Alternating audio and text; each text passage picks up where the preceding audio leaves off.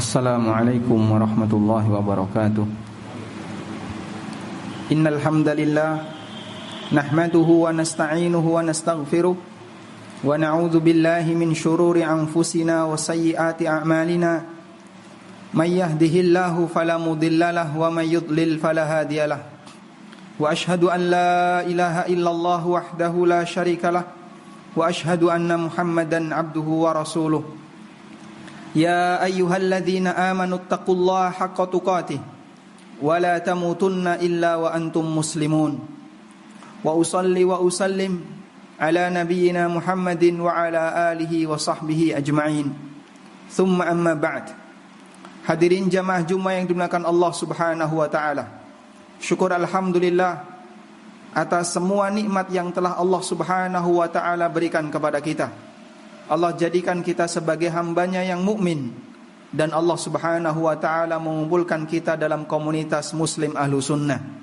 Kita berharap kepada Allah, sebagaimana Allah Subhanahu wa ta'ala mengumpulkan kita di dunia ini dalam ketaatan kepadanya, semoga kelak di akhirat Allah ta'ala mengumpulkan kita di surganya yang penuh dengan kenikmatan. Jamaah yang dimakan Allah Subhanahu wa ta'ala, ada satu kewajiban yang kewajiban ini sering disepelekan oleh masyarakat, disebabkan karena kesibukan mereka dalam urusan dunia maupun kesibukan dalam urusan yang lainnya. Padahal terdapat banyak dalil dalam Al-Quran di mana Allah Subhanahu wa ta'ala memberikan ancaman yang cukup keras bagi orang yang tidak mau melaksanakan kewajiban ini. Apakah bentuk kewajiban itu? Kewajiban yang kami maksudkan adalah kewajiban belajar ilmu agama. Jamaah dimakan Allah Subhanahu wa ta'ala. Allah ta'ala memberikan agama ini kepada umat manusia, dan Allah berikan panduan dari agama ini. Panduan itu berupa dalil, wahyu, Al-Quran dan hadis yang disampaikan oleh Nabi sallallahu alaihi wasallam. Sehingga Allah wajibkan bagi siapapun penganut agama ini untuk memahami dan mempelajari dalil yang telah Allah Subhanahu wa ta'ala turunkan, wahyu yang telah Allah turunkan. Allah Subhanahu wa ta'ala menyebutkan dalam Al-Quran, orang yang tidak mau mempelajarinya sehingga dia bersikap i'rad, berpaling, kemudian merasa atau melalaikan diri, merasa lupa, melupakan dan seterusnya, Allah memberikan ancaman yang cukup keras. Di antaranya Allah berfirman di surat Al-Mulk ayat yang ke-10. Allah bercerita tentang dialog ahli neraka dan penyesalan mereka ketika mereka sudah dimasukkan ke dalam neraka. Allah mengatakan, wa qalu law kunna nasma'u aw na'qilu ma kunna fi ashabis sa'ir. Mereka mengatakan, law kunna nasma'u aw na'qil.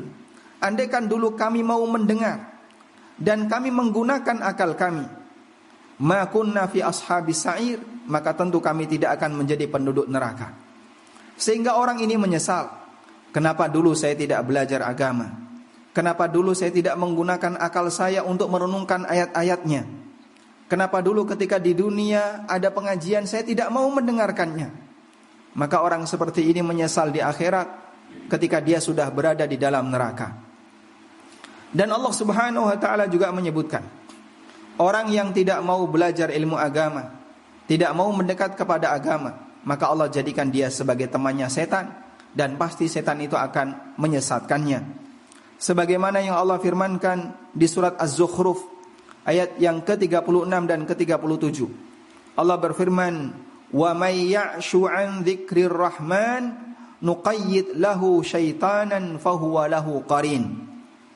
Barang siapa yang ya'shu, makna ya'shu dijelaskan oleh Ibnu Katsir dalam tafsirnya. Wa may ya'shu ay yata'ama wa yataghafalu wa ya'ridu. Yang dimaksud dengan ya'shu, kata beliau, adalah dia membutakan diri, yataghafal, melalaikan diri, wa yu'rid, dan dia berpaling, wa yu'ridu, dan dia berpaling, sehingga tidak mau memberikan perhatian terhadap ilmu agama. Wa may ya'shu an dzikrir rahman, siapa yang berpaling dari peringatan yang Allah turunkan, nuqayyid lahu syaitan, maka akan aku berikan dia setan, fahuwa lahu qarin, lalu menjadi teman dekat baginya. Sehingga jamaah yang dimuliakan Allah, manusia yang tidak punya perhatian terhadap belajar ilmu agama, Allah katakan di sini dia akan menjadi temannya setan. Wa innahum layasuddunahum 'anis sabil wa yahsabuna annahum muhtadun. Lalu setan itu menghalanginya dari jalan Allah, sementara dia merasa kalau dirinya berada di atas jalan kebenaran. Sehingga aslinya dia itu menyimpang, tapi sebenarnya dia sendiri dalam kesesatan. Wal iyadzubillah. Kemudian jamaah yang dimuliakan Allah Ta'ala, di surat Toha Allah juga menyebutkan ancaman bagi orang yang tidak mau belajar ilmu agama, di mana kelak di akhirat orang ini akan dijadikan sebagai orang yang buta. Allah berfirman di surat Toha ayat 124 dan 125. Wa man a'rada 'an dzikri fa inna lahu ma'isyatan dhanka wa nahsyuruhu yaumal qiyamati a'ma. Siapa yang berpaling dalam arti tidak memberikan perhatian terhadap peringatan yang telah aku turunkan, fa inna lahu ma'isyatan dhanka, maka dia akan mendapatkan kehidupan yang sempit. Wa nahsyuruhu yaumal qiyamati a'ma, dan kami kumpulkan dia pada hari kiamat dalam kondisi buta. Lalu orang ini bertanya, qala rabbi lima hasyartani a'ma. Ya Allah, kenapa engkau kumpulkan aku dalam kondisi buta? Wa qad kuntu basira, padahal dulu aku bisa melihat. Qala, dijawab oleh Allah, kadzalika atatka ayatuna fanasitaha wa kadzalikal yauma tunsa. Karena dulu telah datang kepadamu ayat-ayat kami, tapi kau melupakannya, kau tidak mempedulikannya. Wa kadzalikal yauma tunsa, maka pada hari ini kau dilupakan. Karena itulah jamaah yang dimuliakan Allah Subhanahu wa taala, dengan mengingat semua pesan-pesan ini yang Allah sebutkan dalam Al-Qur'an, seharusnya menyadarkan kita bahwa belajar ayat yang telah Allah turunkan, belajar ilmu agama adalah bagian dari kewajiban, dan siapa yang tidak melaksanakannya berhak mendapatkan ancaman sebagaimana yang Allah sebutkan. Demikian sebagai khutbah yang pertama, aqulu qouli hadza wa astaghfirullah. Alhamdulillahilladzi arsala rasulahu bil huda wa dinil haqq liyudhhirahu 'alad dini kulli walau karihal musyrikun. Wa ashhadu an la ilaha illallah wahdahu la syarikalah wa ashhadu anna Muhammadan abduhu wa rasuluh. Ya ayyuhalladzina amanu taqullaha haqqa tuqatih wa la tamutunna illa wa antum muslimun. Jamaah yang dimuliakan Allah Subhanahu wa taala, Nabi sallallahu alaihi wasallam pernah bersabda dalam hadis dari Abu Musa al-Ash'ari yang diriwayatkan oleh Bukhari Muslim. Beliau, Nabi sallallahu alaihi wasallam bersabda, "Mathalu ma ba'athani Allahu bihi minal ilmi wal huda, kamathalil ghaithil katsir asaba ardan." Perumpamaan ilmu dan petunjuk yang aku sampaikan itu sebagaimana hujan lebat yang turun di muka bumi. Nabi sallallahu alaihi wasallam mengumpamakan ilmu sebagaimana layaknya air, dan beliau mengumpamakan hati kita sebagaimana layaknya tanah. Kita melihat bahwa yang namanya tanah butuh untuk diairi agar menjadi tanah yang subur. Maka seperti itu pula hati manusia butuh untuk diairi dengan ilmu agar bisa menjadi hati yang subur. Dan kita bisa mendapatkan manfaat dari tanah yang subur sebagaimana kita bisa mendapatkan manfaat dari hati yang subur. Sebaliknya, ketika tanah itu sama sekali tidak tersentuh dengan air, bapak-bapak bisa saksikan kondisi sawah yang demikian kering. Apa yang terjadi? Sangat keras. Tanah sawah itu menjadi sangat keras, sehingga ketika dia disiram dalam kondisi kering itu, disiram dengan gayung, satu gayung, mungkin gak ngefek sama sekali. Maka demikian pula hati manusia. Ketika hati itu sangat keras, susah untuk ditembus hidayah. Makanya Allah katakan dalam Al-Quran, orang yang sama sekali tidak mau belajar dan dia melupakan untuk belajar, hatinya terkunci. Afala yatadabbarunal Qur'an am ala qulubin aqfaluha. Kenapa mereka tidak mau merenungkan Quran? Ataukah ada kunci dalam hatinya?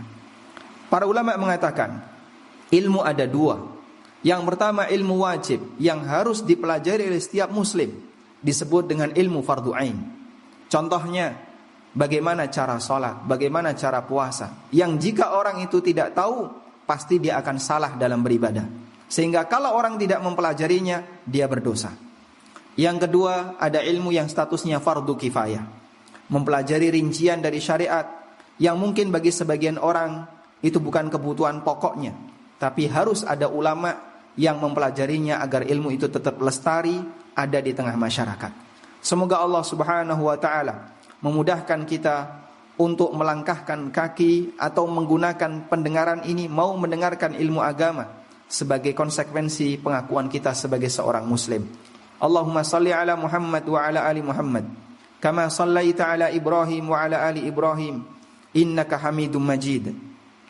Allahumma ighfir lil mu'minina wal mu'minat wal muslimina wal muslimat al ahya'i minhum wal amwat innaka sami'un qaribun mujibud da'wat ya qadiyal hajat. Allahumma ighfir li hayyina wa mayyitina wa saghirina wa kabirina wa dhakarina wa unthana wa hadirina wa ghaibina. Allahumma man ahyaitahu minna fa ahyihi 'alal islami wa sunnah wa man tawaffaitahu minna fatawaffahu 'alal islami wa sunnah. Rabbana atina fid dunya hasanah wa fil akhirati hasanah wa qina adzaban nar. Wa sallallahu ala nabiyyina Muhammadin wa ala alihi wa sahbihi wa sallam. Wa akhiru da'wana anil hamdulillahi rabbil alamin. Wa qumu ila salatikum.